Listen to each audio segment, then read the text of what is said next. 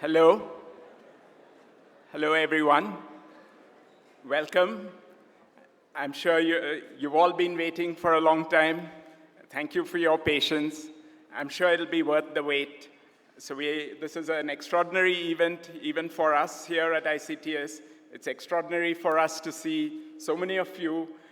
All of us are just amazed at the enthusiasm for science that's there here in Bangalore. Many of you I know have come from even outside Bangalore. Welcome to ICTS.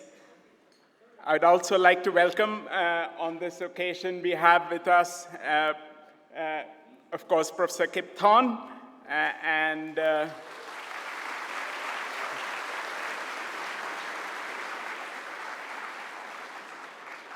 we also have Mr. Narayanamurthy, the founder of the Infosys.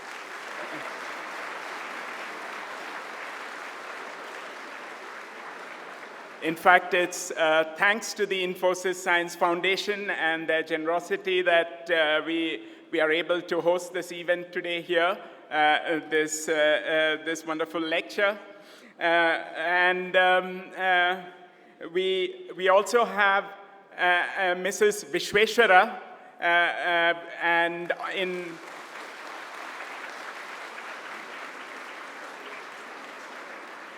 her husband, Professor C.V. Vishveshwara, is the person in whose honor we are having these lectures, and I'll say in a moment I'll tell you a little bit about the ICTS Vishveshwara Lectures.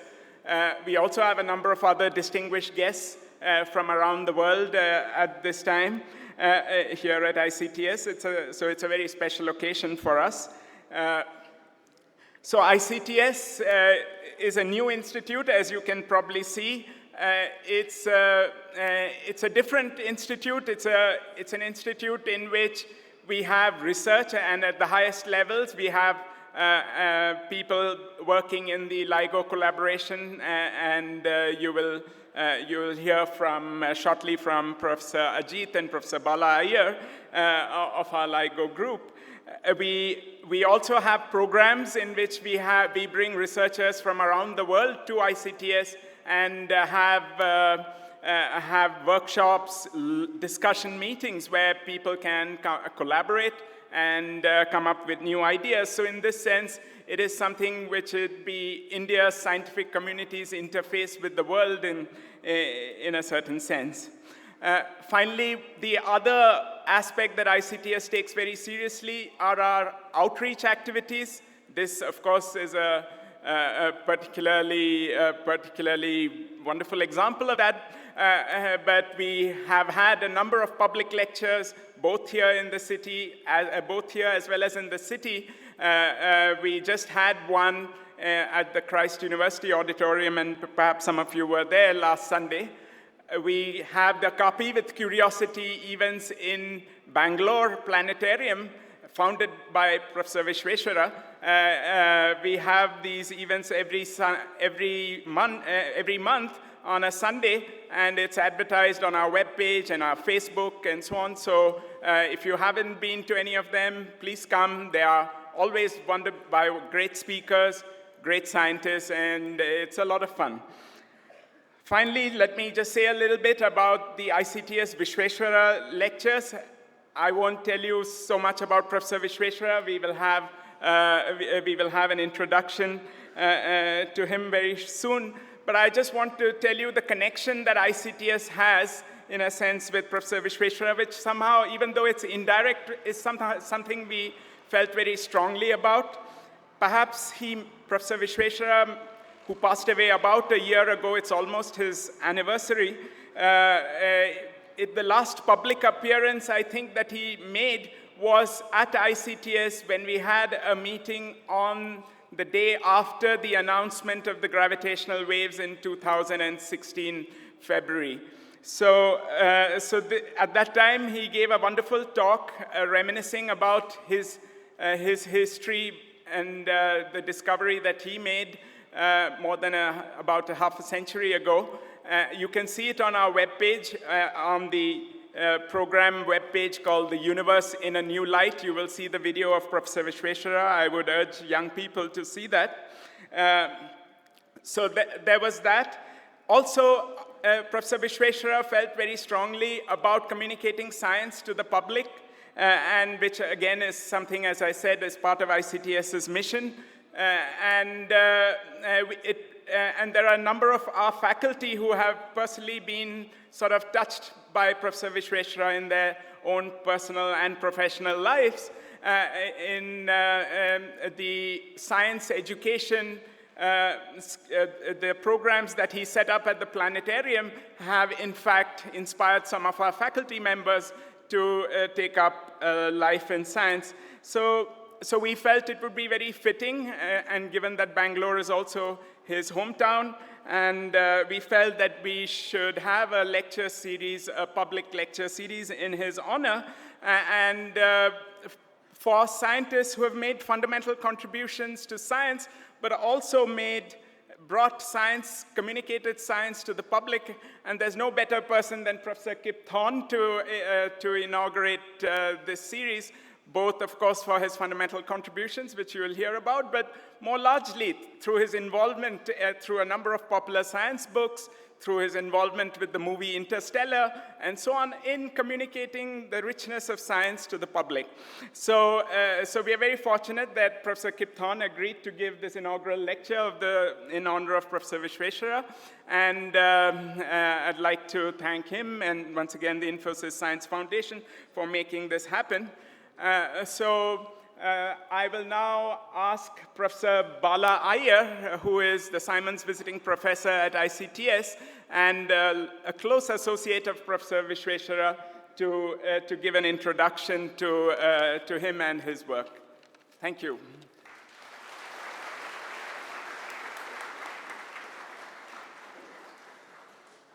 Thank you, Rajesh. It's my honor to recall a close friend and collaborator, Vishu, who was fondly called the black hole man of India. C.V. Vishveshwara, known popularly as Vishu, was born on March 6, 1938 in Bangalore. After his MSc from Central College in 1959, MA from Columbia University, New York in 1964, he moved to University of Maryland, from where he got his PhD in 1968.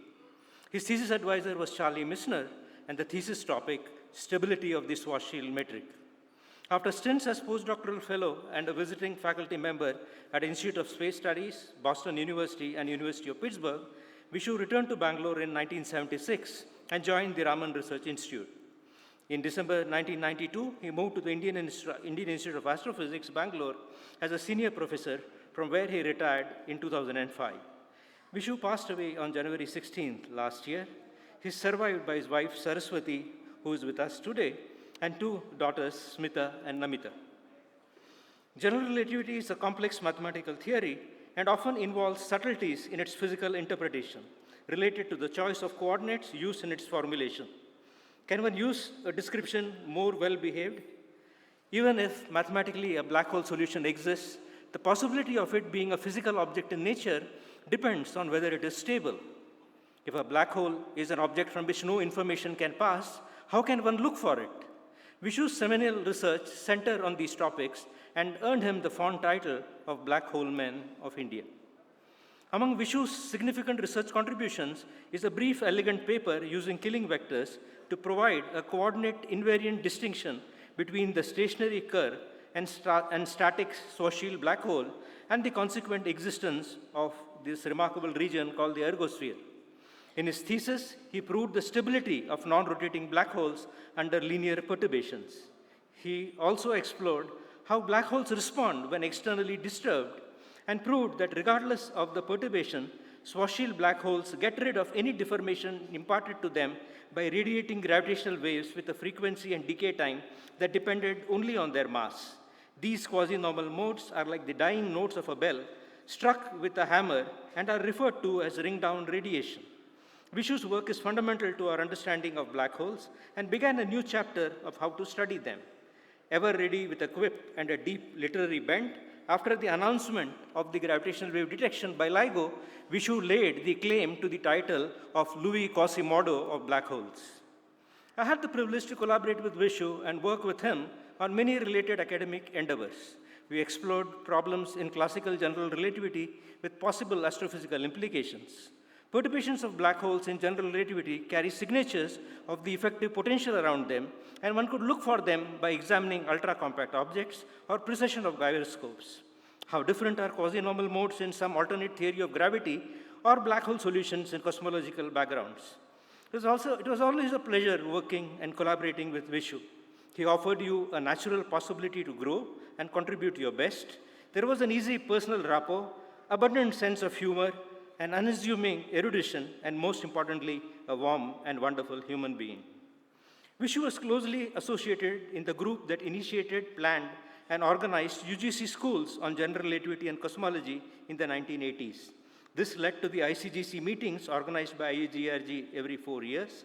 These meetings also brought out the cartoonist in Vishu during the first ICGC in Goa. Between sessions, cartoons would appear on the screen anonymously, and by the end of the meeting, many multiple reprint requests came for them. The Cambridge University Press was happy to include them in the proceedings, and Vishu's cartoons in the ICGC proceedings, a treat to look forward to. The series of cartoons on gravitational waves in those proceedings are my personal favorite, as also his take on the non-discovery of gravity in ancient India. I should also mention that Richard Isaacson was one of the lecturers in the ICGC Goa meeting. Vishu will be remembered for a long time, not only for his seminal contributions to understanding black holes, but fondly for the word pictures and Sidney Harris-like cartoons he created to share with his professional colleagues and lay public the esoteric consequences of Einstein's general theory of relativity. His lectures at the Bangalore Science Forum always drew huge numbers. Without diluting the profound ideas that he would discuss, he would lace his talks with subtle humor that came seamlessly. He inspired generations of students all over the country to a career in science. I strongly recommend 2 books by him, Einstein's Enigma, or Black Holes in My Bubble Bath, and Universe Unveiled, The Cosmos in My Bubble Bath, to experience the magical realism he could create. But there was another serious side to him. Together with a committed group that included Sanjay Biswas, Vishu was involved in bringing out Bulletin of Sciences from 1983 to 1993 to set up a forum to seriously discuss the social impact of science and technology. Finally, the Jawaharlal Nehru Planetarium, Bangalore, is a wonderful testament to Vishu's vision, which showcases his multifaceted personality in science communication and education. Starting as its founder-director in 1988, Vishu brought together a dedicated and talented team and inspired them to build a world-class planetarium, scripting unique shows integrating the best in science and astronomy with the best in world and Indian history, art, literature, and music. The Bangalore Association for Science Education, or BASE, was set up to systematically expose, attract, and mentor students from school, high school, and colleges for a career in science via the Seed, Sow, and Reap programs, respectively. During the last 20 years, all these programs have seen a steady growth in number of students attending them and also in attracting quality students with the potential to excel in a career in science. In collaboration with the ICTS events like Copy with Curiosity, the legacy grows even stronger, and it's an appropriate memorial to the values and visions cherished by Vishu. Thank you for your attention.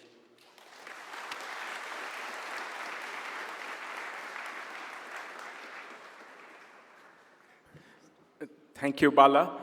And now I would like to call upon Professor Saraswati Vishveshwara, the wife of Professor C.V. Vishveshwara, herself a distinguished biologist and professor at the Indian Institute of Science, Bangalore. So I would call on her to say a few words about personal reminiscences about Professor Vishveshwara. But before that, on behalf of ICTS, I would like to greet her with a bouquet.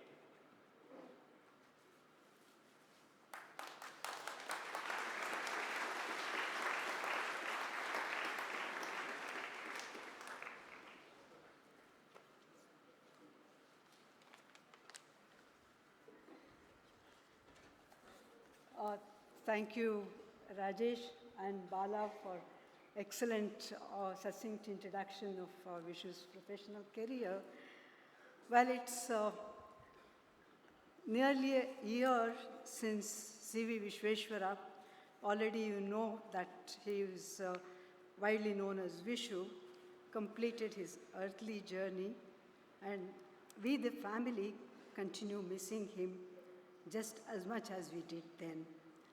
Although nothing can fill this vacuum at a personal level, it's indeed heartwarming that so many of you are here today for the inaugural Vishveshwara Lecture series, and that it be given by none other than Professor Kip Thorne, who Vishu knew since the beginning of the black hole days.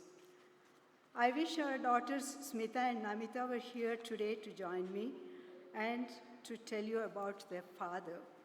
Short of that, I'll say a few words representing the whole family.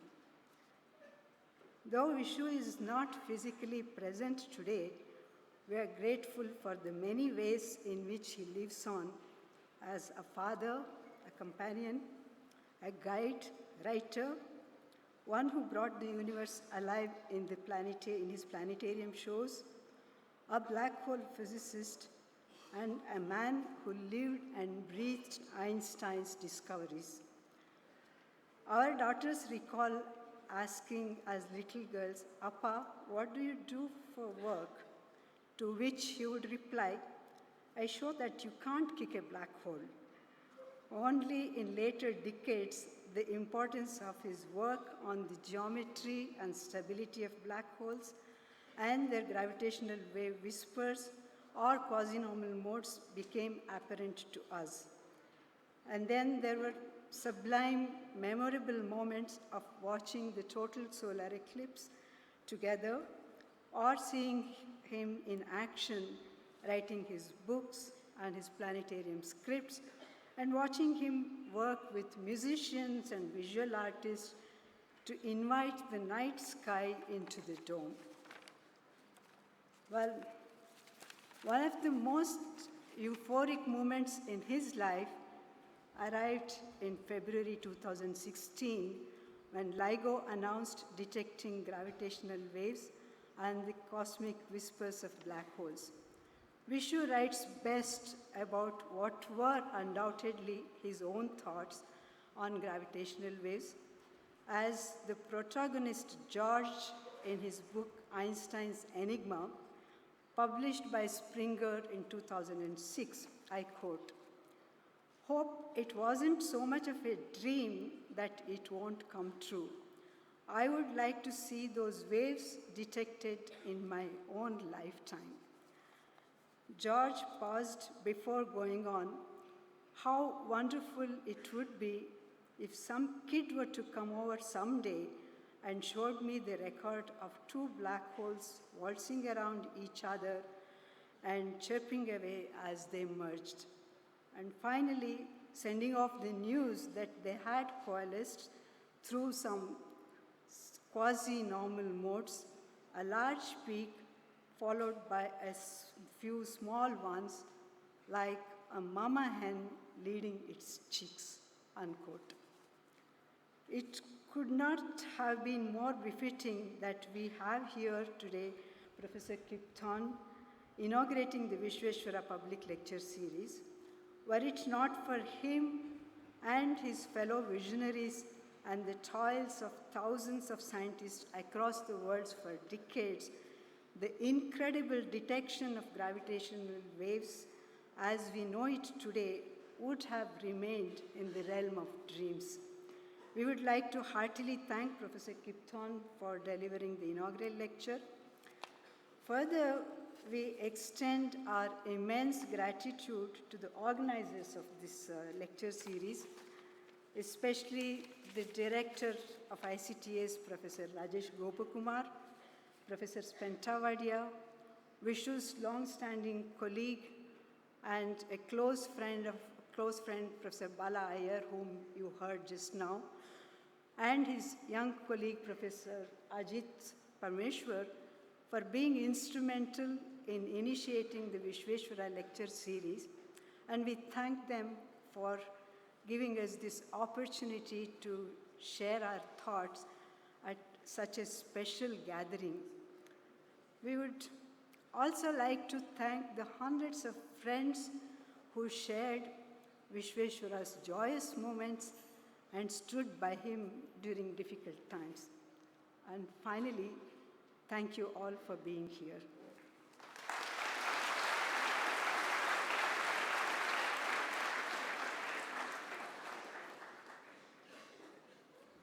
Thank you, Professor Vishveshwara. I would now call upon Professor Ajit Parameswaran, who together with Professor Bala Iyer are leading the ICTS LIGO efforts. Professor Ajit will give a short introduction to Professor Kip Thorne.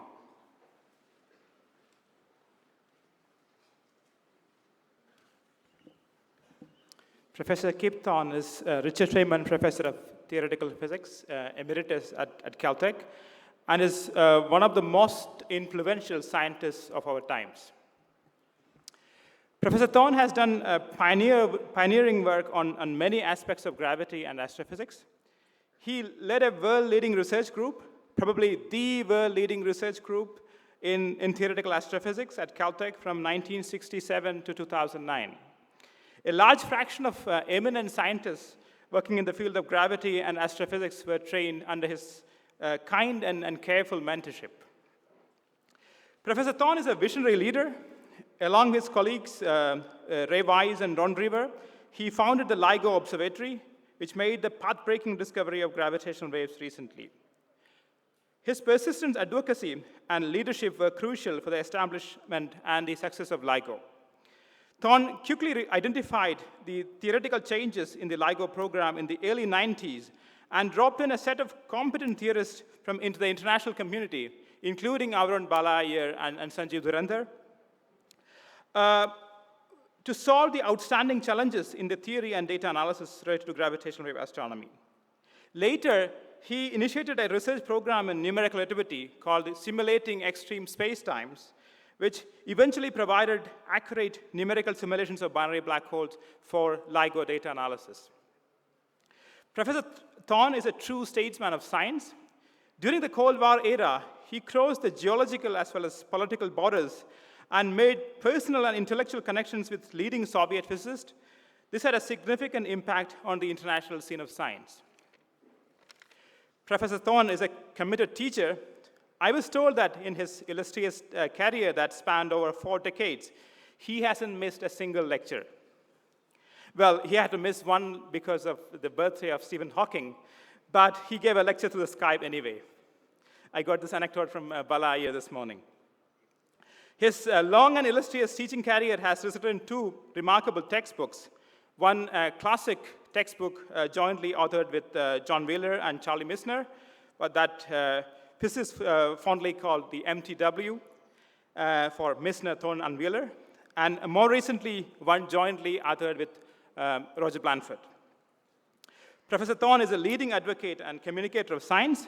His popular book, Black Holes and Time Warps, is one of the most widely read books of its kind. Many of the ideas that led to the movie Interstellar could be found in this book. And of course, his recent popular book is The Science of Interstellar. Over the last few years, Professor Thorne has been actively pursuing a new career in the movies. He served as the scientific consultant and the executive producer of the highly successful movie, The Interstellar, and rumor has it that he's working on a second one. His work is widely recognized. I do not wish to list the numerous awards that he received, including the Nobel Prize. Instead, I would like to say that there have not been many scientists who have made such a profound impact across the domain of creativity. So we are delighted to have you here, Kip. Thank you.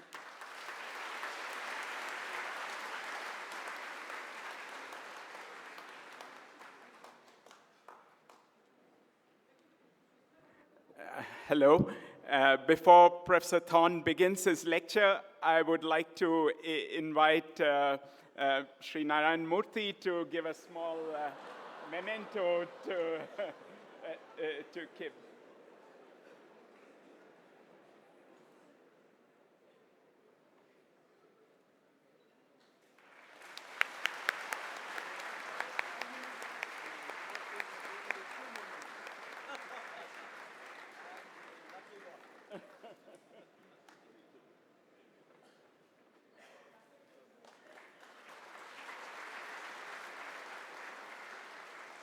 And there is a bouquet for Sri Narayan Murthy as well. But, okay, over to Kip.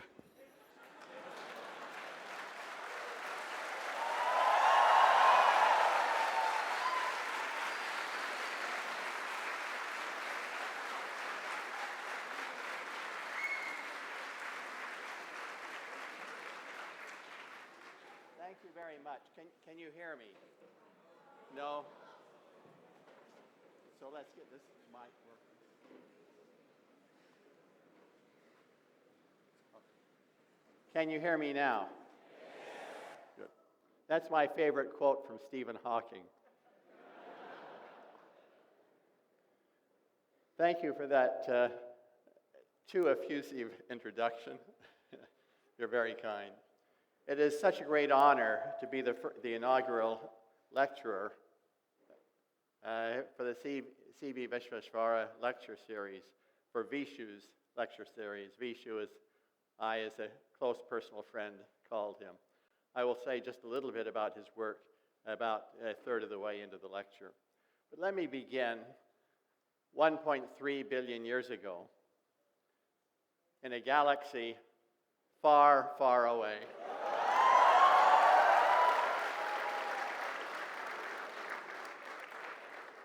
And I remind you, 1.3 billion years ago is when the multicelled life was just forming on Earth and spreading across the Earth. And it was then that these two black holes, depicted here from a computer simulation done by the SXS collaboration, circled around and around each other, spiraling together as they gradually emitted gravitational waves. The two black holes came together in a wild cataclysmic merger, collision, that emitted so much energy that it was equivalent to taking 3 suns and completely annihilating them and turning them into gravitational waves. And that gravitational radiation came off so quickly, in 1/10 of a second, that the power output, the energy per unit time, was 50 times larger than the total power output of all the stars in the universe put together. 50 universe luminosities from one collision of two black holes, but only for a very brief period of time, 1/10 of a second. The gravitational wave burst traveled outward from the galaxy in which those two black holes lived into intergalactic space. They traveled across the great reaches of intergalactic space, and 50,000 years ago, when our ancestors were sharing the Earth with the Neanderthals, think of that. That's when this burst of gravitational waves reached our own Milky Way galaxy. They then traveled for 50,000 years until they reached the Earth, coming upward from the south. They entered the Earth at the tip of the Antarctic Peninsula. They traveled through the Earth unscathed by all the matter they were passing through, emerged first at the LIGO Gravitational Wave Detector in Livingston, Louisiana, and 7 milliseconds later at the LIGO Gravitational Wave Detector in Hanford, Washington. The signals picked up by the gravitational wave detectors were analyzed with great care by a team of 1,000 people that included contributors from all around the world, including the INDIGO group here in India. And after careful analysis over this period of several months, the team wrote a paper and published it announcing the discovery of gravitational waves, and it made headlines throughout the world, from the Times of India to the New York Times. Every major newspaper and most of the minor newspapers in the world, this was the headline on that day of the announcement, on February 12 of 2016. How did we get here? I'm going to give you my own parochial point of view. If a lead LIGO experimenter were discussing this, you would get a different point of view. And maybe you've heard David Reitzey or some other lead experimenter discuss it, but you'll get a theorist viewpoint from me. It begins, of course, with Albert Einstein in 1915, when he formulated his general theory of relativity, and then about 6 months later, in 1916, predicted the existence of gravitational waves. And Einstein told us that what a gravitational wave is it's a stretching and squeezing of space in the pattern that I show here. If you just take a large number of particles, put them out in space so we don't have to worry about the complication of the Earth's gravity, and then watch them as the gravitational wave goes by, they are markers for space as space stretches and squeezes. And the pattern of stretching and squeezing is like this. If the wave is propagating into the screen, then they stretch and squeeze in the plane perpendicular to that propagation direction, that is the plane of the screen, stretching, say, horizontally, squeezing vertically at the next half cycle of oscillation, stretching vertically, squeezing horizontally. This is radically different from electromagnetic waves, which instead are oscillating electric and magnetic forces. So completely different kinds of phenomena, and I will return to that. Einstein, in his pioneering paper, said, in effect, that these waves, for any conceivable source that we can imagine in the universe, will be so weak that humans will probably never, ever detect them. He was wrong. Einstein was occasionally wrong. He was not always right.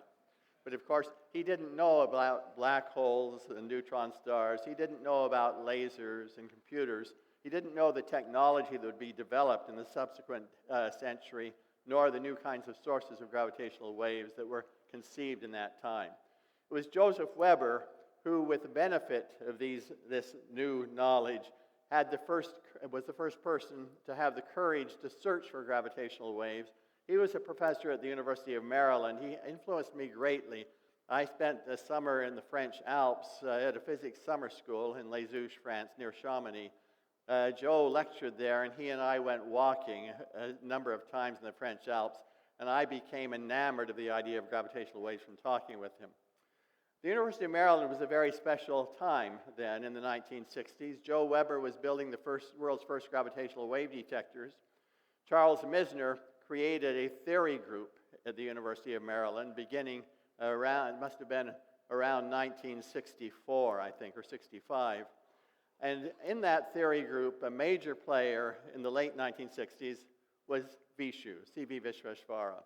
And the thing that I remember most about his work, you heard much about his work from Bala Iyer, but the thing that I remember most was a particular numerical experiment he did with a computer. And this is the early days of computers, and it was a brilliant experiment in which he said, I'm going to take a black hole, and I'm going to, on a computer, send a pulse of gravitational waves inward.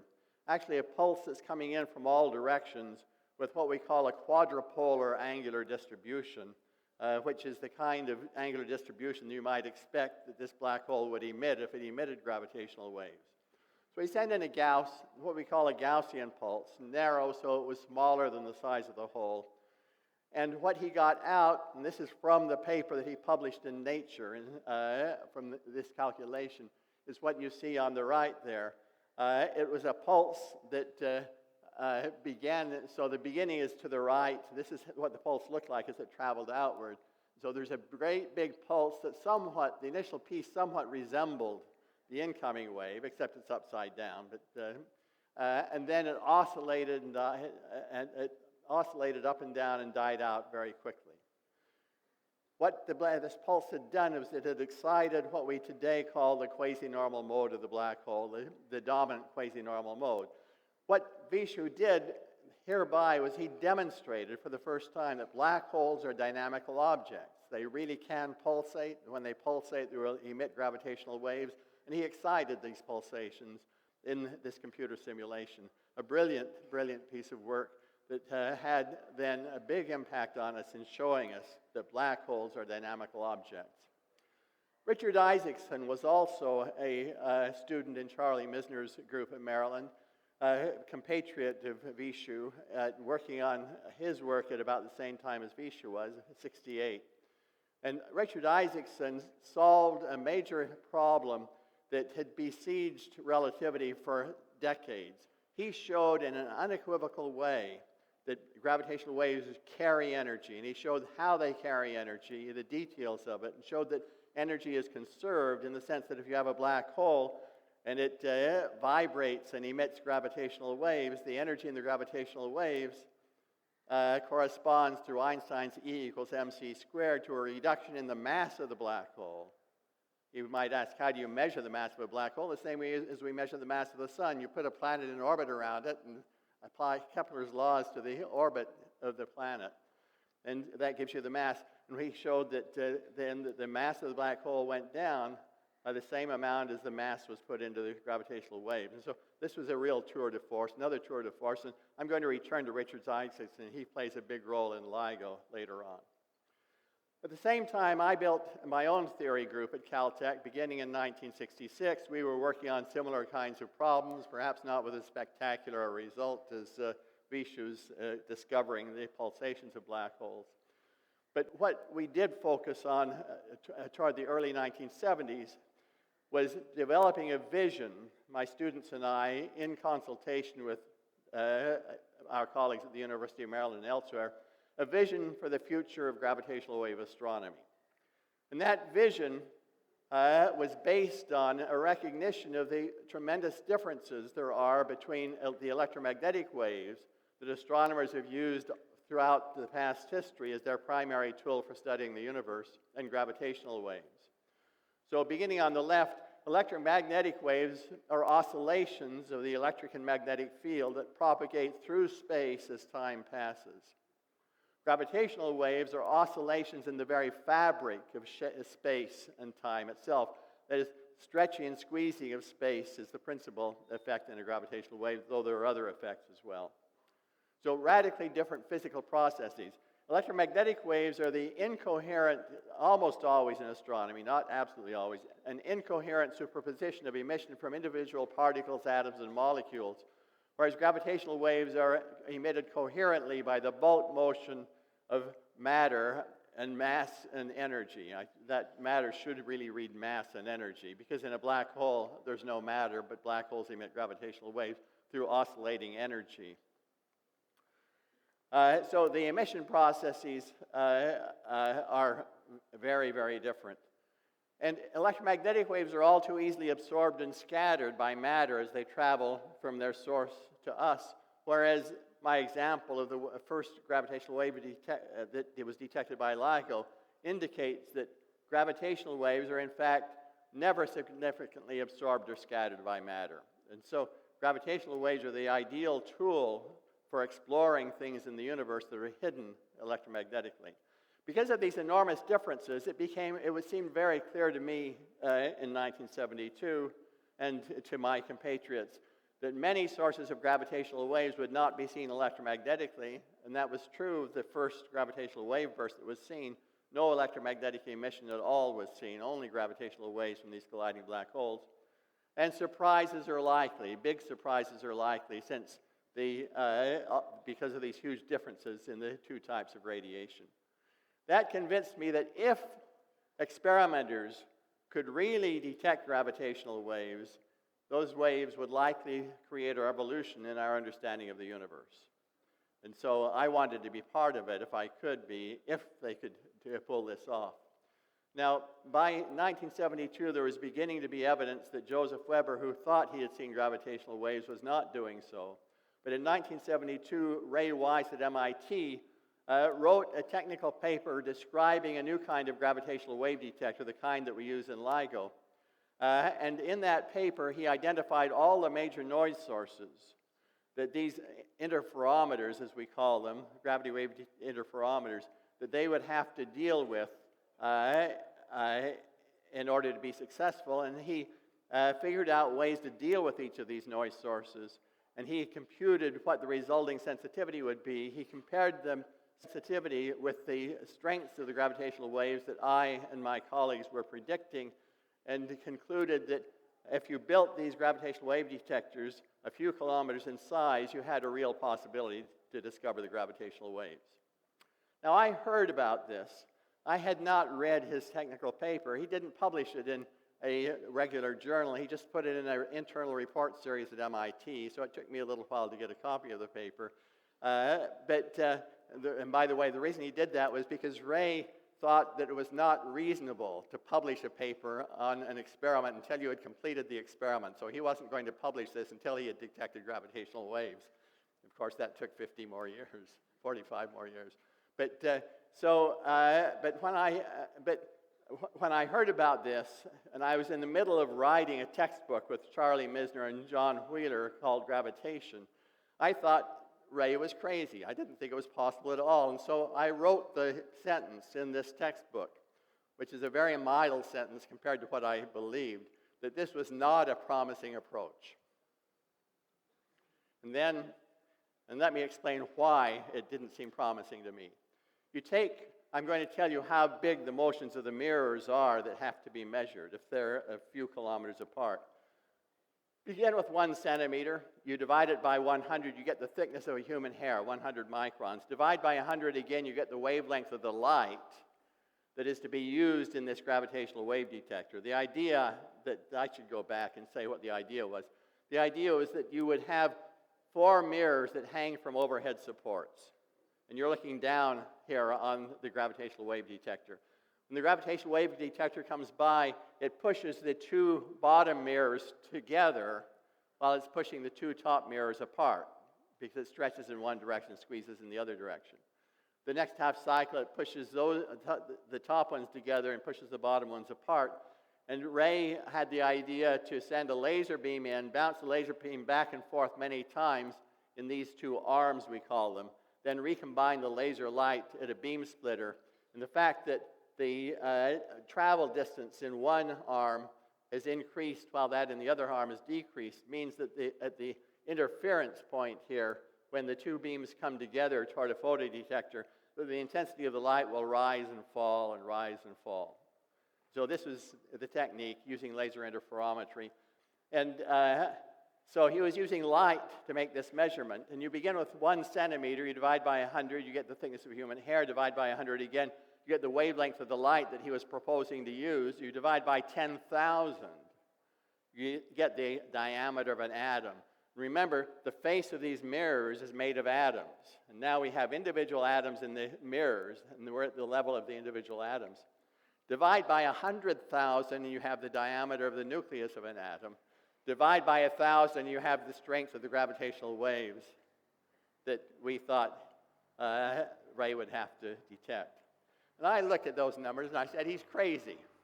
He's going to do this at a level of about a trillionth the wavelength of the light that he's using. That's outrageous. He's going to do this at a level that is 10 million times smaller, or about 10 million times smaller than the size of the atoms, these individual atoms of which the face of the mirror is made up. He's crazy. And so I said this was not promising. But then I studied his 1972 paper in great depth. I discussed this with Rai and then with Vladimir Braginsky, a Russian colleague who was a superb experimenter with whom I was very close. And I became convinced this had a possibility to succeed.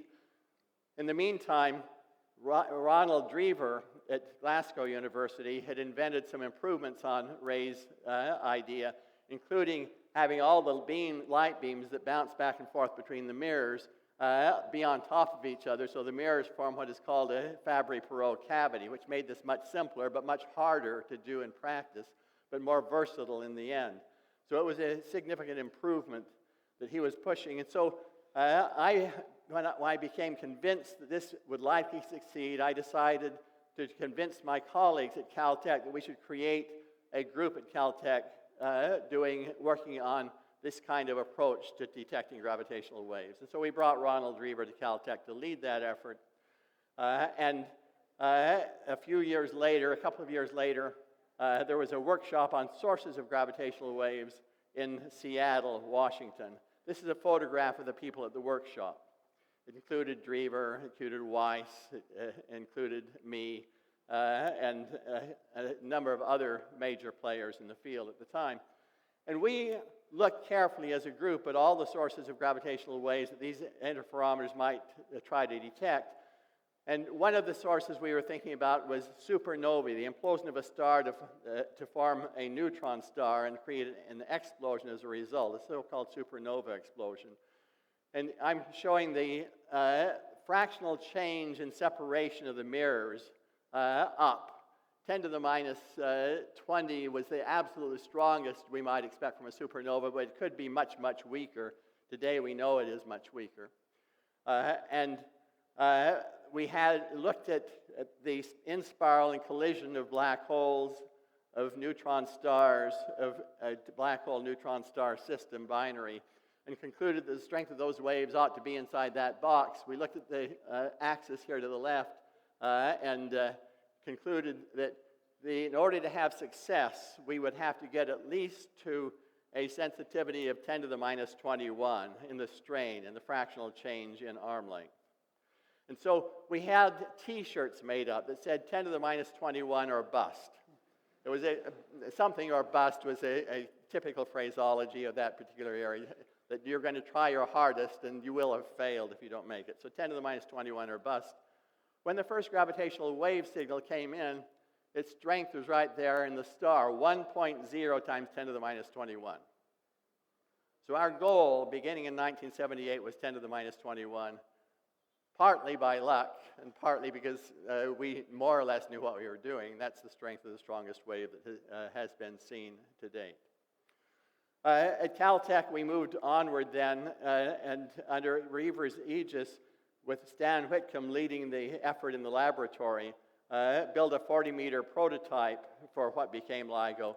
At MIT, Rai Weiss completed the construction of a smaller prototype and started working with it. And his group also did a feasibility study for interferometers, these detectors that had scales of 1,000 kilometers.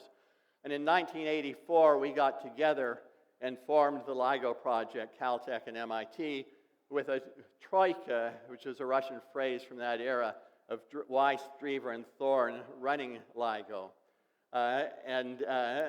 Under the aegis of Richard Isaacson, whom I mentioned before, who was Misner's student, who had then gone to NSF after a spectacular theoretical work and had become the program director for gravitational physics at NSF, and basically was our leader and conscience in Washington and helped push this through Washington and gave us feedback and told us in no uncertain terms, you are a dysfunctional leadership, you're a failure, you've got to find a single director to take over. And he brought in a committee that looked at us for an entire week and came back with the same answer. This is so fantastic, NSF should do it. NSF should fund the construction of 2 of these interferometers at 2 different locations in the United States, but only if you have a single director to take over from this flaky set of 3 people who are not doing a very good job. And so that's what happened. We got Robbie Vogt, who had been the chief scientist, the first chief scientist at the Jet Propulsion Laboratory that leads all the space missions, interplanetary missions for NASA. He took over as director, and he led us in writing a proposal to construct LIGO, construct the facilities first, and then a 2-step strategy that we would build initial interferometers at the sensitivity that we might, if we were very lucky, see something, and then a second set of interferometers, advanced interferometers, at a better sensitivity where we'd very likely see a lot of gravitational waves. Why 2 steps?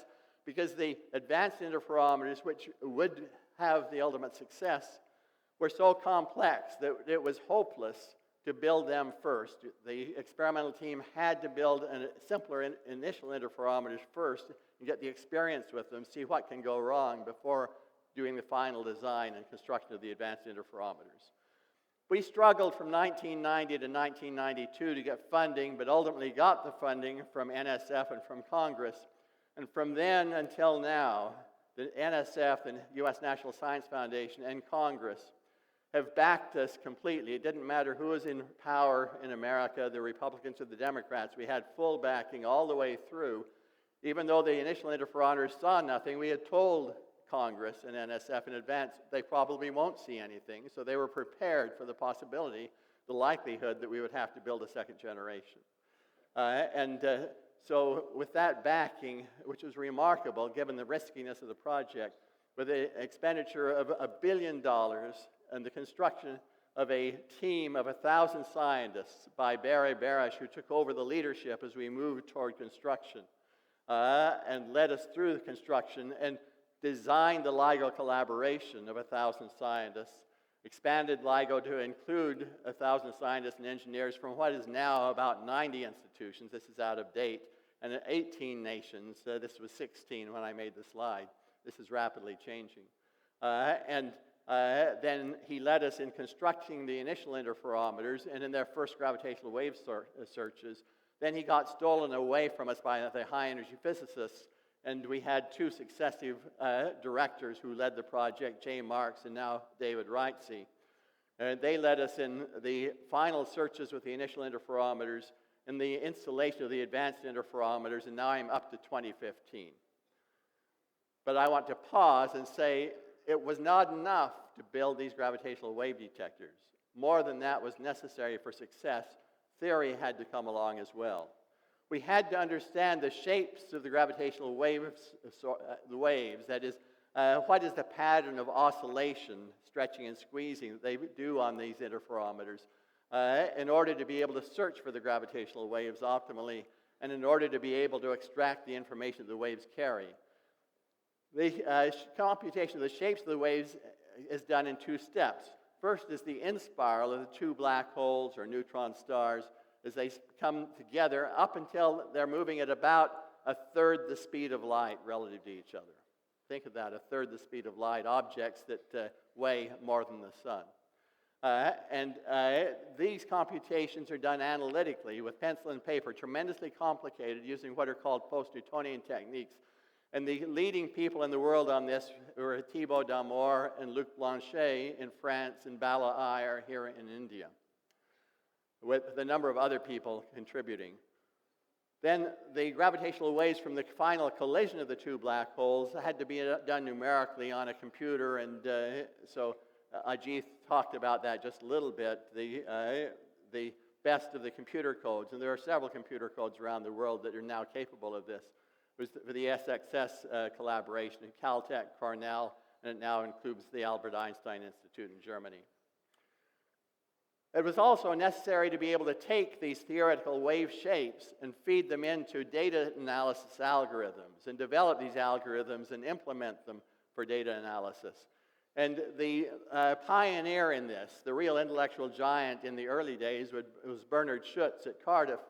Sanjeev Durandar, who's at Pune at IUCA, went to Cardiff and was trained by Bernard Schutz, came back, and IUCA, under his leadership, played a major role in developing these data analysis algorithms. So right from the beginning, really, on the theory side, both the sources and the data analysis, India was playing a major role, which is why there were a number of Indians involved in the actual detection and the first publication of the discovery paper.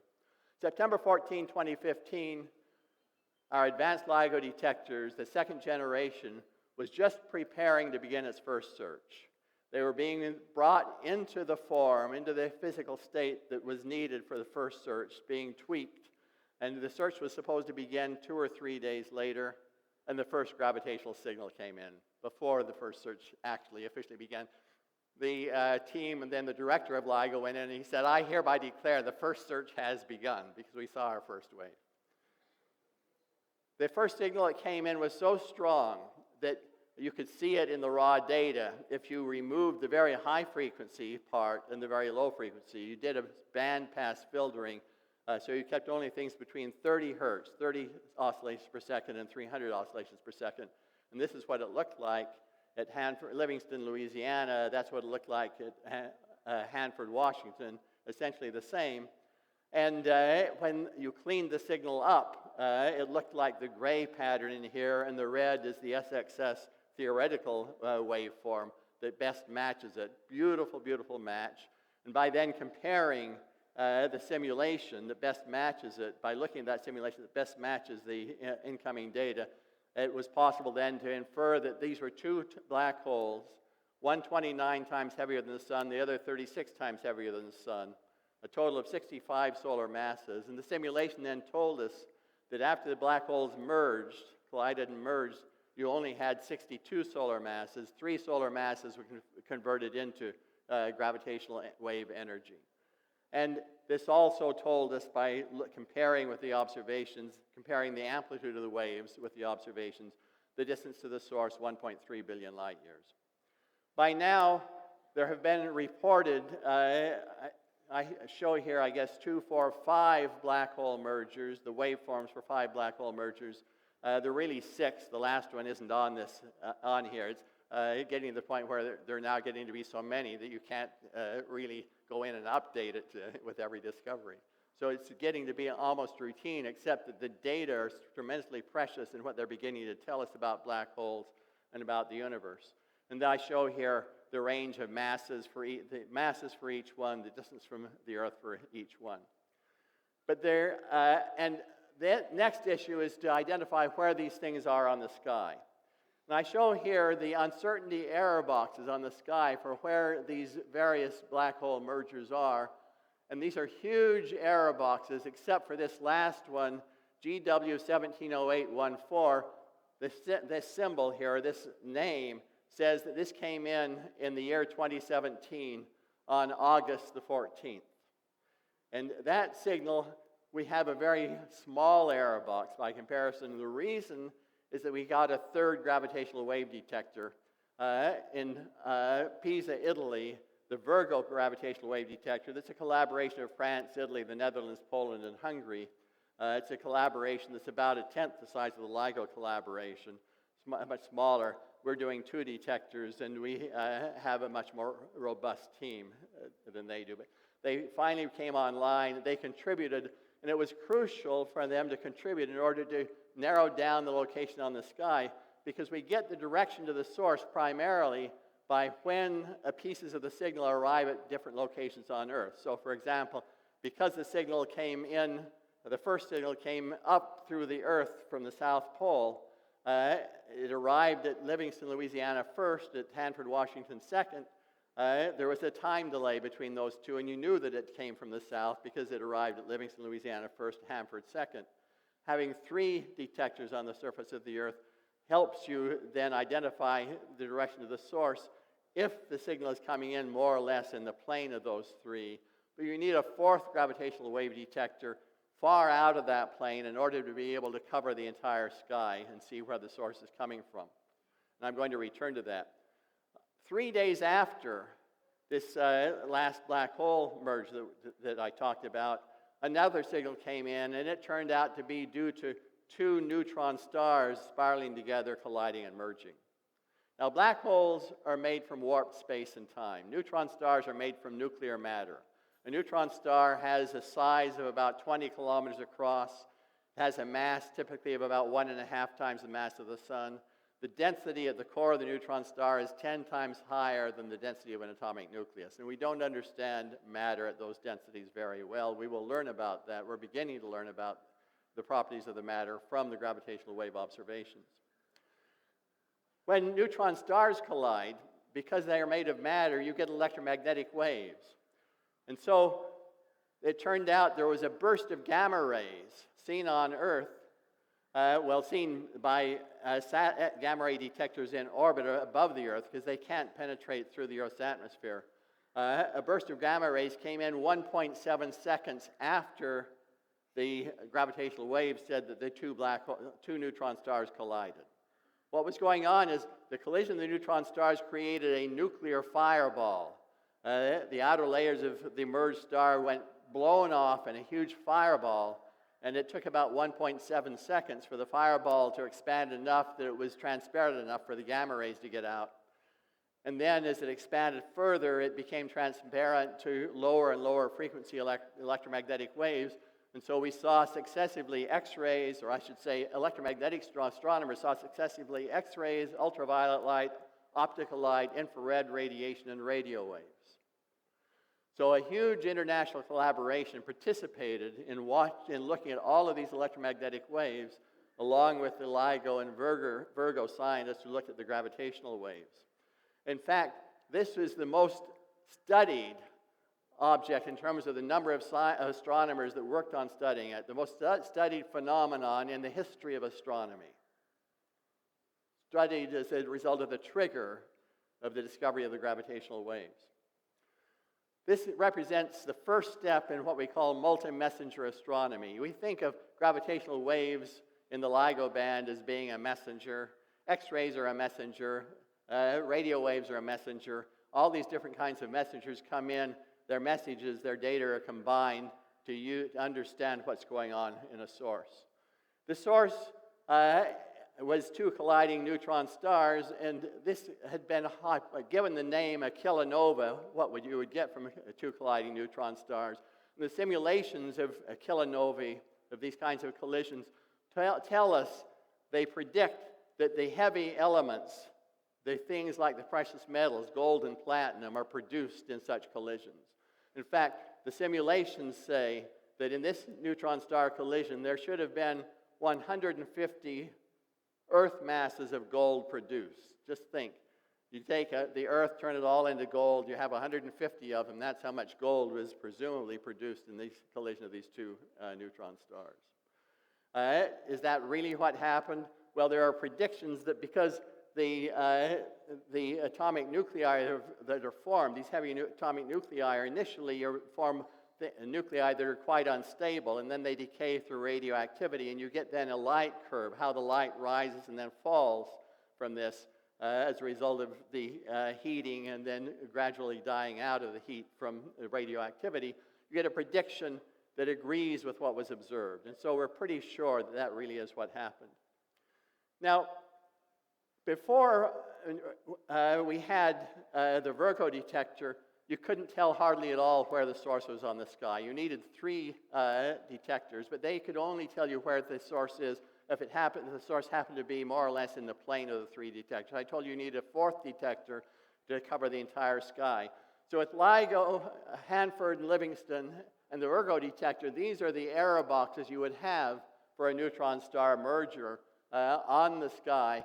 And these error boxes are pretty bad in most of the locations on the sky.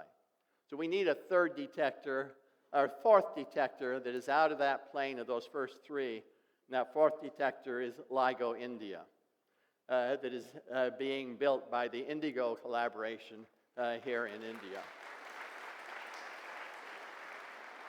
So this LIGO India is absolutely crucial for multi-messenger astronomy. You just look at the error boxes. Look at what happens when you go without LIGO India and you bring a LIGO India in. It's a huge reduction in the north-south portion of the error boxes.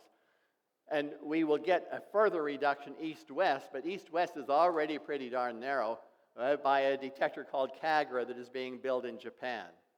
And so this is the future. By the mid-2020s, we will have all these detectors operating. We will have quite small error boxes, which are crucial for telling the electromagnetic astronomers where to look for electromagnetic waves that accompany a gravitational wave burst. The LIGO India agreement between the United States National Science Foundation and the relevant ministries here of the Indian government was signed on March 31st, 2016. And that's a picture of the signing ceremony with the director of NSF there on the right. And the Indian commitment to LIGO India is to construct and operate for 10 years an advanced LIGO observatory on Indian soil. And the ICTS here is playing a major role in the analysis of the sources of these gravitational waves that will be seen and in the data analysis.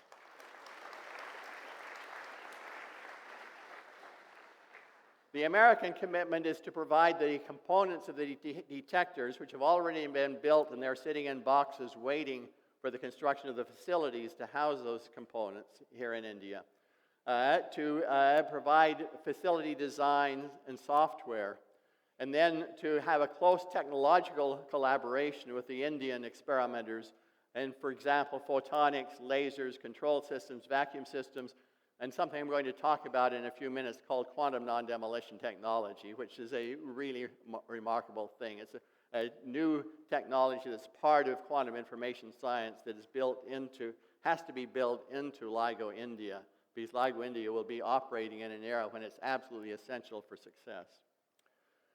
Let me now show you some photographs of the LIGO detectors, the advanced LIGO detectors. This is a photograph from the air of the detector in Hanford, Washington. You see the arms, the beam is going back and forth down vacuum pipes that are inside a cover, a concrete cover that we put over the vacuum pipes. In the United States, you put it over to protect against bullets because we have a lot of people running around with guns and firing them.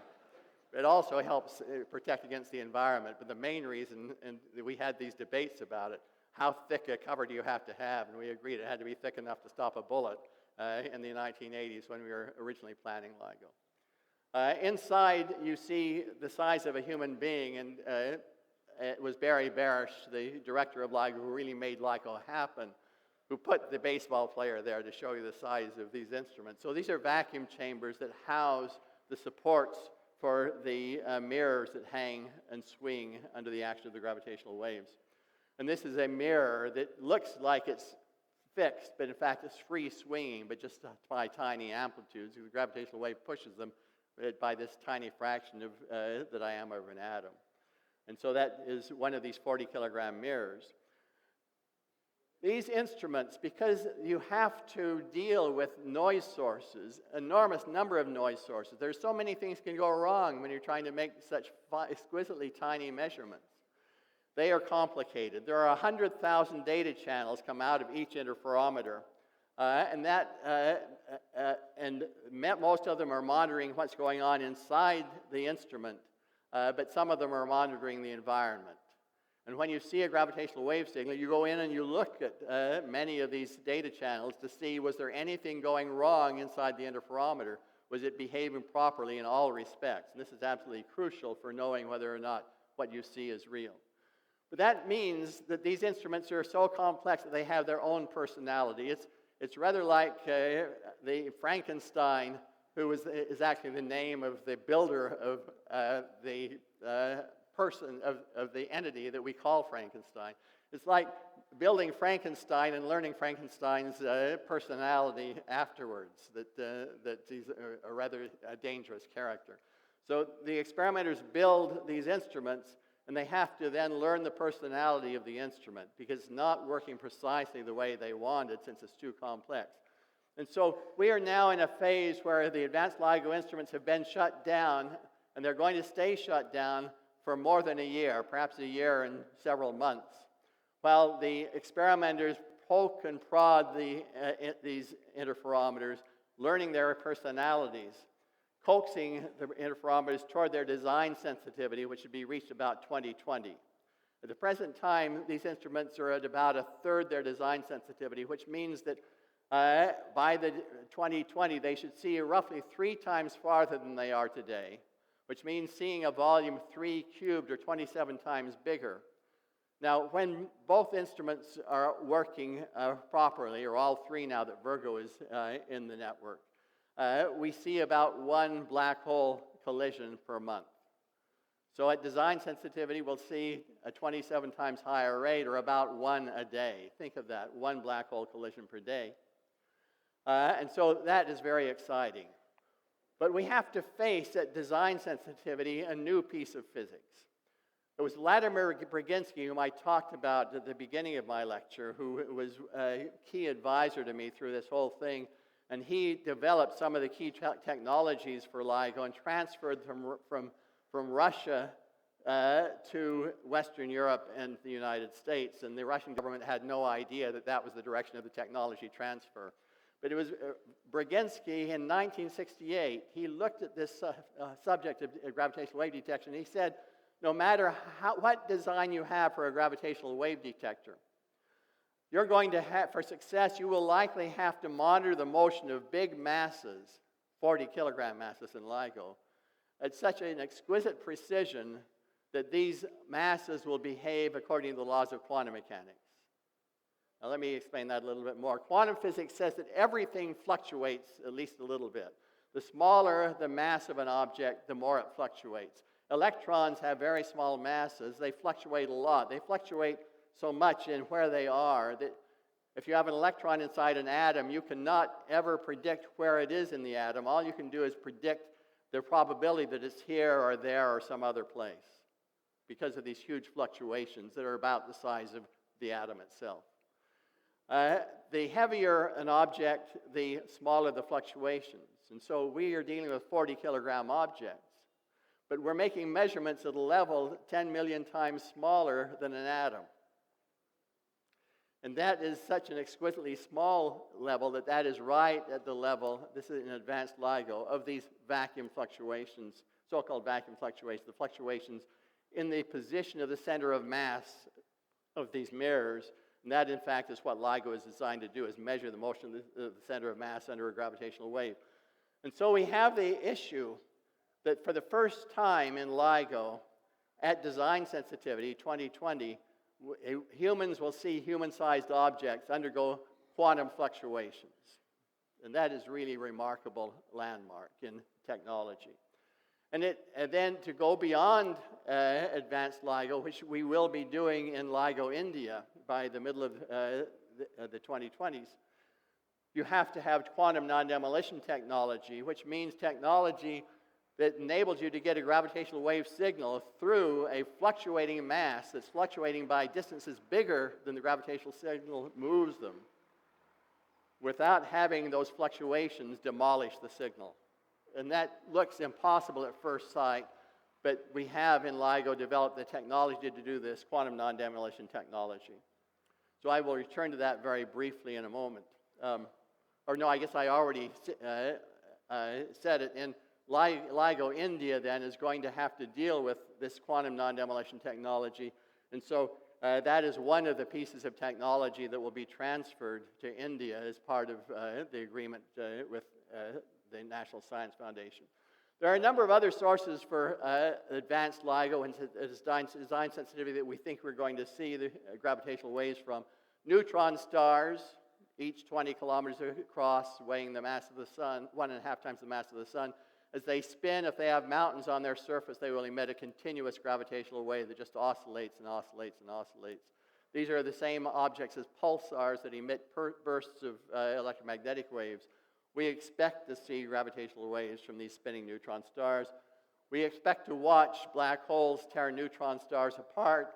We've already seen neutron stars collide. We hope to see the gravitational waves from the collapse of a star to form a neutron star, and then a burst, a supernova outburst. So gravitational waves that will tell us the details of how supernovae are born. How does the implosion of the core of a star create a gigantic explosion? And there will be enormous surprises, and that's what I'm hoping for. And a large fraction of the work on data analysis these days in LIGO is trying to develop data analysis algorithms to search for gravitational waves that we don't know what they are, to make these big discoveries of big surprises. Beyond advanced LIGO, if we are only limited by technology and not limited by money coming in from the government or from whatever sources of money we can find, if we're only limited by technology, in the early 2020s, we hope to expect to operate something called Advanced LIGO Plus, and this is where LIGO India will come into play at that point. We're seeing 1.6 times farther than advanced LIGO, so we are seeing black hole collisions a few times a day. By the late 2020s, a third generation of detectors called Voyager see 2 times farther than LIGO A+, and black hole collisions about once an hour. And by the 2030s, a gravitational wave detector of a new generation, or a new kind of a configuration in Europe called the Einstein telescope, and a LIGO-type interferometer with 40-kilometer arms instead of 4-kilometer arms is likely to be in operation. We'll see at least 5 times farther still, and we by then will see every black hole collision in the entire universe with masses below about 1,000 solar masses. So this is where we're going, and we'll be seeing lots of other things besides colliding black holes. Now, just as in electromagnetic astronomy, we have optical astronomy, radio astronomy, X-ray astronomy, and so forth.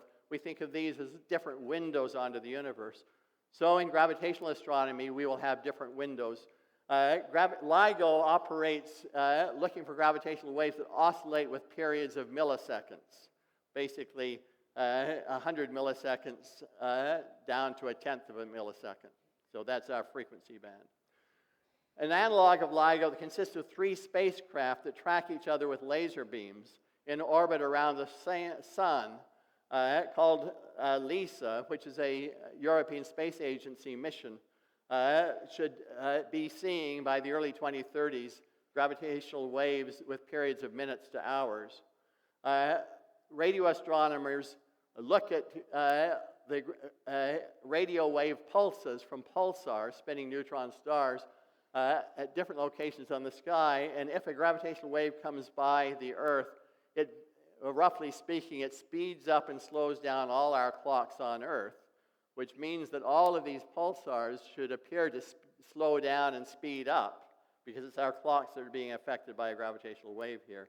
This is called a pulsar timing array, and this technique is likely to succeed within the next few years, seeing gravitational waves with periods of years to decades.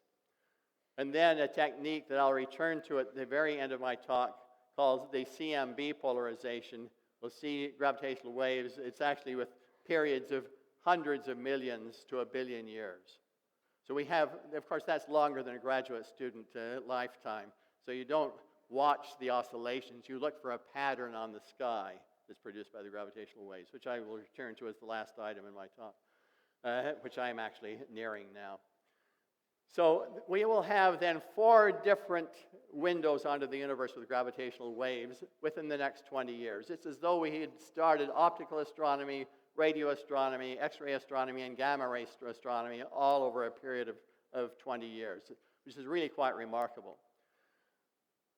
Among the things that we will do is we will explore black holes with exquisite detail. With LISA, for example, if you have, well, let me back up. One of the things we want to do is map the geometry of space-time of a black hole. A black hole is made from warped space and time and not of matter. We can visualize this by taking an equatorial slice through the black hole. That's a 2-dimensional plane that is not flat, it's warped.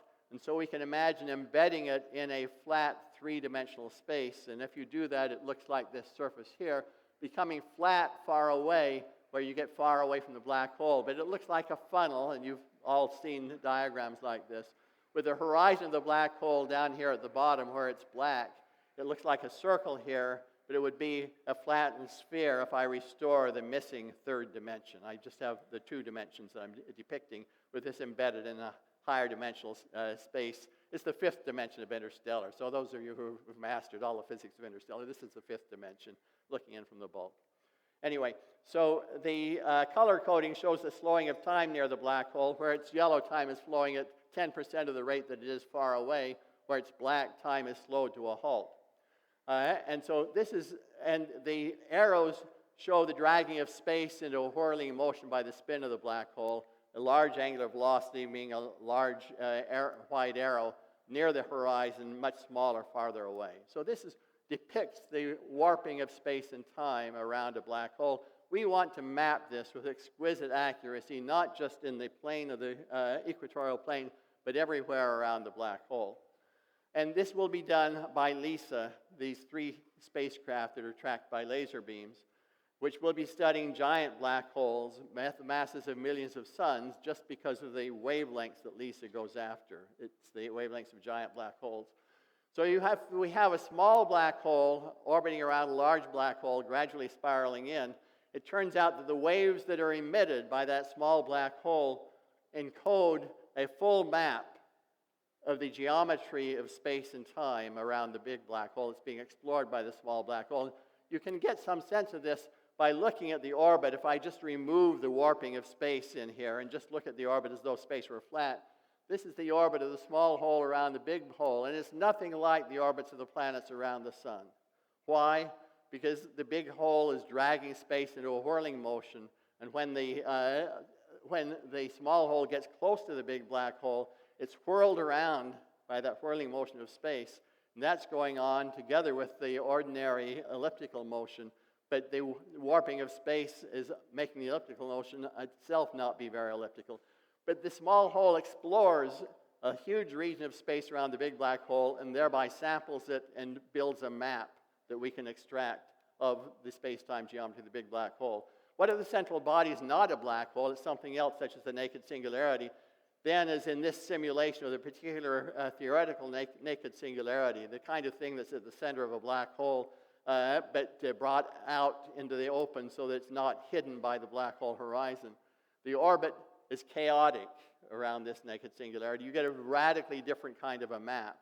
And so we have here in our disposal a tool for making exquisitely highly accurate maps of whatever kinds of central massive objects there are in the universe that small black holes orbit around. We also will, and already are exploring the dynamics of curved space-time when two black holes collide. So this is the similar kind of a diagram of two black holes. This is a simulation of the first gravitational wave source that was ever discovered. And we can watch the two black holes go around each other. And I'm going to put this in slow motion as they begin to collide and merge. This is a scene from the bulk, from the fifth dimension. And you see there's a giant splash like you would get if you had a storm at sea splashing on a big ship, splashing way up high, and then it dies out. And it is that splash in the shape of space and the rate of flow of time that produced 50 universe luminosities in gravitational waves. And so we do the simulations, we begin to see in the simulations the storms in the shape of space and time that are produced by a black hole collision. We verify through the observed waveforms their agreement with what is predicted by these simulations. We verify that the storm is just as Einstein's laws predict. And we will, with Lisa, be making very, very accurate measurements of these storms. I'm going to conclude with a few words about the birth of the universe, because by the middle of this century, studying the birth of the universe is going to be, I think, the primary or the most interesting thing, aside from unexpected surprises, that is done with gravitational waves. First, the birth of the fundamental forces. Theory tells us that when the universe was younger than 10 to the minus 12 seconds, younger than a trillionth of a second, the electromagnetic force did not exist. There was not such a thing as an electric field or a magnetic field. There was something called the electroweak force. And Maxwell's equations didn't exist. They were not a relevant law of physics. But as the universe cooled at an age of a trillionth of a second, then this electroweak force came apart, and very likely inside bubbles, the new forces were created. So inside this bubble, there is such a thing as electromagnetism. Outside, there is not. And these bubbles then are predicted to expand at the speed of light, collide, and produce a burst of gravitational waves. And as the universe expands subsequently for the last 13 billion years, the wavelength of that burst of gravitational waves will be expanded until today the gravitational waves are in Lisa's frequency band. And so I look forward to the day in the 2030s when we may be observing by Lisa the birth of the electromagnetic force, the birth of Maxwell's equations as laws of physics. And that is really quite remarkable. LIGO could see a similar so-called phase transition when the universe was 10 to the minus 22 seconds old. We have no idea what was going on in the laws of physics at age 10 to the minus 22 seconds. But LIGO is looking for a stochastic background of gravitational waves that might have been produced at that time. Finally, gravitational waves from the very birth of the universe. We believe, as theorists, that the universe was born in the so-called Planck era, when space and time and matter were all created sort of simultaneously in that Planck era. And that thereafter the universe expanded in an inflationary way extremely rapidly for a period of about 10 to the minus 33 or 10 to the minus 32 seconds. And then the expansion began to slow. But that inflationary expansion took whatever gravitational waves came off of the Planck era, and it expanded them, it amplified them, according to theory. So we wind up with a rich spectrum of gravitational waves that carries information about a mixture of whatever came off the Big Bang, the birth of the universe, and what inflation did to that to amplify it. Those gravitational waves went out through the universe in the era when matter was so dense that electromagnetic waves couldn't propagate. When the universe was 380,000 years old, the plasma began to recombine. And this is a fancy way of saying that if suddenly electromagnetic waves could propagate. And these gravitational waves put a polarization pattern, a very peculiar polarization pattern, according to the theory, on the electromagnetic waves. These electromagnetic waves, called the CMB, or cosmic microwave background, then propagated to Earth with their polarization pattern, arrived at Earth 13.7 billion years later, and electromagnetic astronomers are looking at, they have seen this polarization pattern, but they have to separate it from background noise, which has not yet been done successfully. And so sometime within the next decade, I expect we will actually have an indirect observation of those gravitational waves from the Big Bang as amplified by inflation. And in the middle of this century, in perhaps the 2050 time frame, a follow-on mission to LISA is likely to fly, which will directly observe these primordial gravitational waves with periods of between a few seconds and a minute. So we'll have observations with periods of around a few seconds to a minute, and observations with periods of 100 million years seen by a pattern of polarization on the sky. And we have, theorists have given a prediction as to what those waves should be, and I would be willing to make a pretty strong wager that the waves will not be what theorists think they're going to be. And that we then will have the mystery of understanding what really did come off the Big Bang. We will have observations of that. We will have convolved with information about inflation. And the Big Bang is governed by the laws of quantum gravity, and the holy grail of theoretical physics is to understand those laws, and this will be, I suspect, perhaps the most important, the most valuable piece of observational data about the laws of quantum gravity that gave rise to the birth of the universe, controlled the birth of the universe, that will be being explored by 2050. So let me just wind up by saying that it was 400 years ago that Galileo created electromagnetic astronomy by building a small optical telescope and turning it on the sky and discovering the 4 biggest moons of Jupiter, and then turning it on the moon, discovering the craters of our moon. 2 years ago, LIGO started up, Advanced LIGO, discovered gravitational waves from colliding black holes. Now, in those 400 years since Galileo, we've learned so much about the universe. Our understanding of the universe is radically, radically different than in Galileo's day, all as a result of electromagnetic astronomy. I will let you speculate about where gravitational wave astronomy will take us in the next 400 years. Thank you.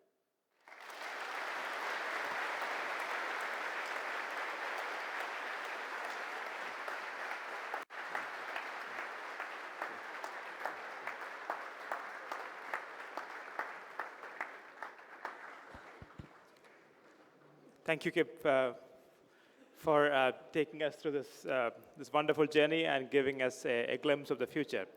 I hope you'll be willing to take a couple of questions. So if you have a question, I'm sure a lot of you have burning questions, but unfortunately, we can only take a couple of questions. So please raise your hands if you would like to ask a question, and one of our volunteers would bring a mic with you. But before we start, I would, after this proceedings, we would like you to disperse in an orderly manner. So may I request that people in the outside leave first to the gate towards the right, and people inside the foyer wait for a couple of minutes before leaving the venue. So let me try to give preference to younger people like students, and so let me, Ajit.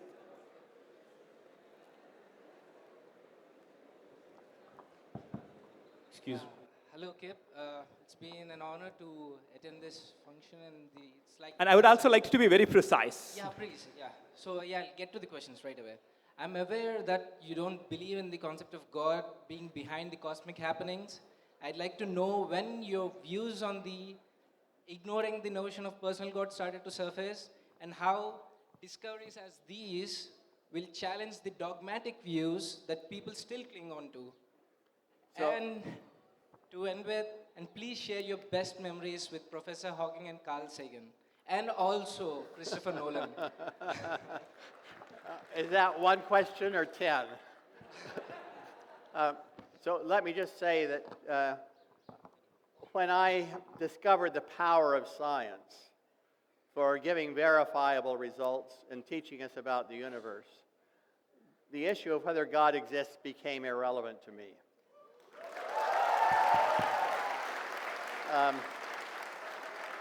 I should add that that's not the case of all great theoretical physicists or observers. Alan Sandage, who is probably the greatest observational cosmologist of the 20th century, was a very devout Catholic, a deep believer in God. My former student, Don Page, is a fundamentalist Christian. How he reconciles that with being one of the most creative physicists in thinking about quantum gravity and the birth of the universe, I don't know. But he's a very devout fundamentalist Christian, and so on it goes. So although I don't find the question of whether God exists very interesting, I have colleagues who are devout believers and who are great scientists. You just asked about my friend Stephen Hawking.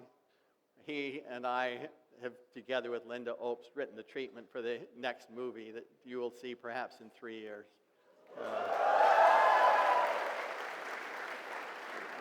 You ask about Carl Sagan.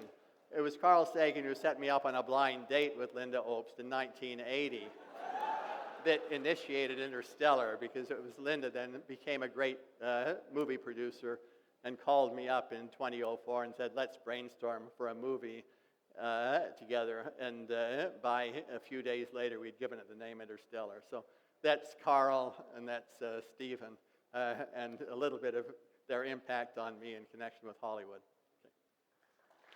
Okay.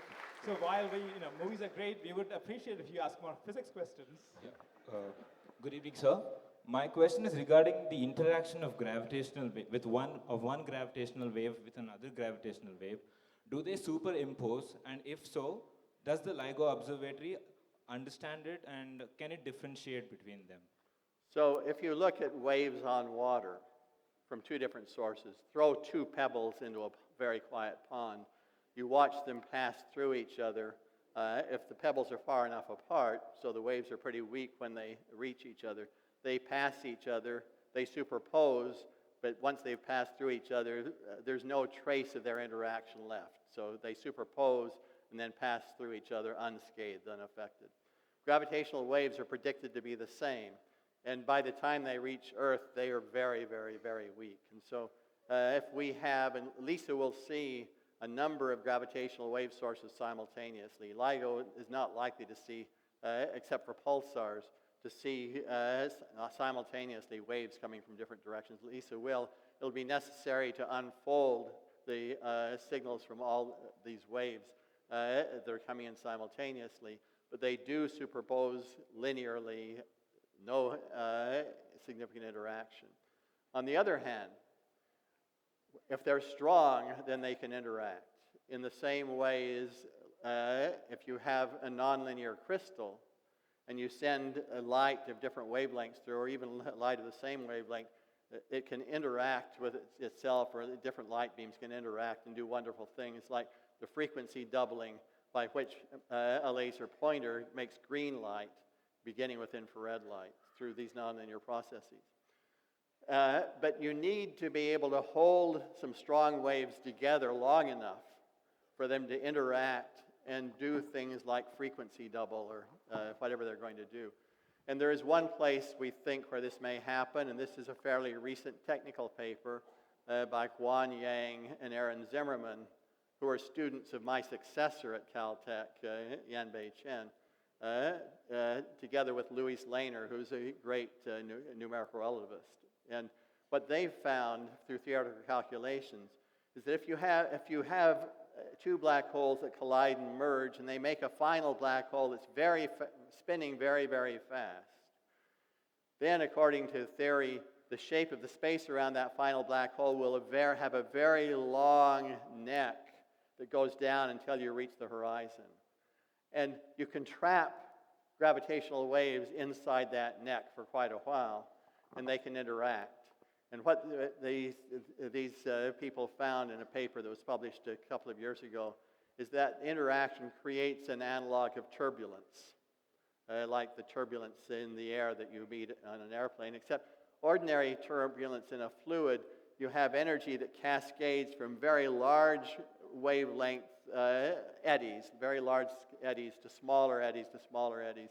But this is what's called two-dimensional turbulence, which goes in the opposite direction. And so you have waves that may be formed in this black hole collision, trapped in the throat of this big black hole. They interact, and energy then cascades from small wavelengths or small eddies to large ones, which is really quite peculiar. This is really an example of things that we're learning about the nonlinear interactions of warped space-time with itself that I would hope that we will actually see in LIGO, but we have to find a black hole collision that leaves the final black hole spinning very, very rapidly in order to have a hope to see that. That's a long answer, but I think it's a very interesting question because of the interesting physics involved. Sir, good evening, sir. I have a question. Like you were on the verge of discovering something first of its kind, gravitational waves. So your instruments need to be sensitive to gravitational waves. What did you use to calibrate your instrument so that you know if it detects it will be the right gravitational wave? How did you calibrate? So it's a very good question. One way you could imagine calibrating it is by applying an oscillating gravitational force. But an equally good way, or essentially equally good, is to just move the mirrors back and forth in some other manner, because we know the gravitational waves just move the mirrors back and forth. And so what is done is to apply an electromagnetic force to the mirrors to push them back and forth by a very tiny amount, an amount that's the size of the motions that the gravitational wave would produce, but at some precise frequency or at several different precise frequencies. And so they're moving back and forth in just the way they would under the action of a gravitational wave. And then that causes the laser beam to measure a signal, and that goes through the entire system, and you see the output. And you know by how much the mirrors are moving because you understand Maxwell's equations, you understand electromagnetism, and you know how big the output signal is. So this, in fact, is how, on a day-to-day basis, these instruments are calibrated. You have basically at all times spectral lines. At some narrow frequency, the mirrors are oscillating back and forth, and the signal is being monitored. And so you hope that you don't get a gravitational wave at precisely that frequency. You've lost a little tiny bit of gravity wave signal in that tiny frequency band. That's the price that you pay for calibration. Good evening, sir. First of all, thank you so much for the wonderful lecture. My question is, when you say that the gravitational waves are being detected by LIGO and Virgo, so is the instruments kept on always, or there are mathematical models which predict the merger of black holes? And if there are such mathematical models, they tend to give false alarms. What kind of techniques do you use to reduce those false alarms and then increase the probability, the exact time when the actual black holes can be detected? So we don't know in advance when two black holes are going to merge because we can't see any electromagnetic emission from them. We can't see gravitational wave emission because when they're going around each other, initially they are emitting waves at a low frequency, too low for LIGO to see.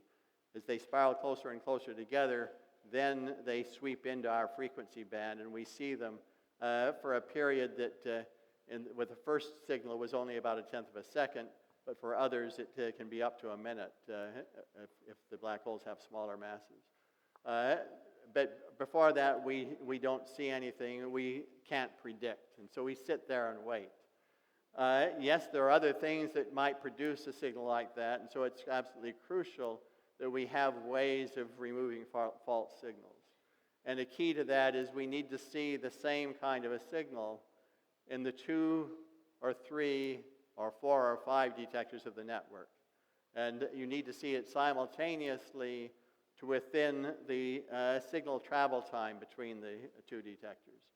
And so when a signal is seen, and it is the same signal seen coming from the same kind of signal, say from two black holes with the same masses. What is done is to take the data then of, say, two detectors and you slide them in time so the signals don't overlap. And you look to see, do you see any other signals? And you basically do a lot of sliding in time in order to verify that the background noise is not producing any other simultaneous signals, and in order to determine the statistics then, what was the probability that the two signals that were simultaneous, say to within 10 milliseconds, what is the probability that that was a real signal? You study the noise by doing the sliding of the data relative to each other. So that's one of the data analysis techniques. Thank you, sir. Sure, you have a lot of burning questions, but all good things have to come to an end. So before we disperse for the event, let's give a big hand to Professor Thorne.